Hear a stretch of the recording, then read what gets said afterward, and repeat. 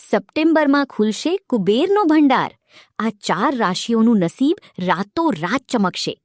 September મહિનો જ્યોતિષશાસ્ત્ર મુજબ ખૂબ જ વિશેષ રહેવાનો છે.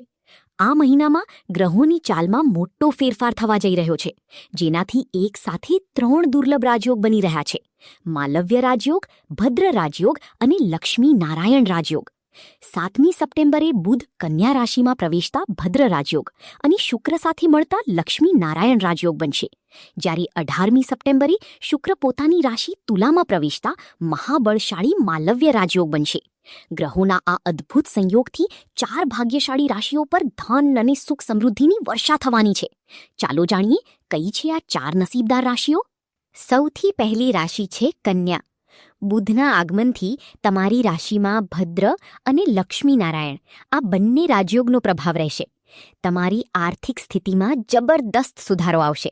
ક્યાંક અટકાયેલા કે ફસાયેલા પૈસા પાછા મળી શકે છે. તમારી બૌદ્ધિક ક્ષમતા અને નિર્ણય લેવાની શક્તિ મજબૂત બનશે અને સમાજમાં તમારી પ્રતિષ્ઠા વધશે. બીજી રાશિ છે તુલા. શુક્રનું તમારી જ રાશિમાં ગોચર માલવ્ય રાજયોગ બનાવશે, જે તમારા માટે કોઈ વરદાનથી કમ નથી. વ્યાપારમાં મોટો નફો થશે અને નવા વ્યાવસાયિક સંબંધો બંધાશે. નોકરી કરતા લોકોને પ્રમોશનની ભેટ મળી શકે છે. તમારા વ્યક્તિત્વમાં નિખાર આવશે અને ભૌતિક સુખ સુવિધાઓમાં વધારો થશે. ત્રીજી રાશિ છે મકર. મકર રાશિના જાતકો માટે સપ્ટેમ્બર મહિનો ભાગ્યોદય લઈને આવી રહ્યો છે. લાંબા સમયથી અટકેલા કામ હવે ઝડપથી પૂરા થશે. વિદેશ યાત્રા કે ઉચ્ચ શિક્ષણના પણ યોગ બની રહ્યા છે. કાર્યક્ષેત્રમાં તમારી મહેનતની પ્રશંસા થશે અને આવકમાં સતત વધારો જોવા મળશે. અને ચોથી રાશિ છે કુંભ. કુંભ રાશિવાળા માટે ગ્રહોનો આ સંયોગ અત્યંત શુભ રહેવાનો છે.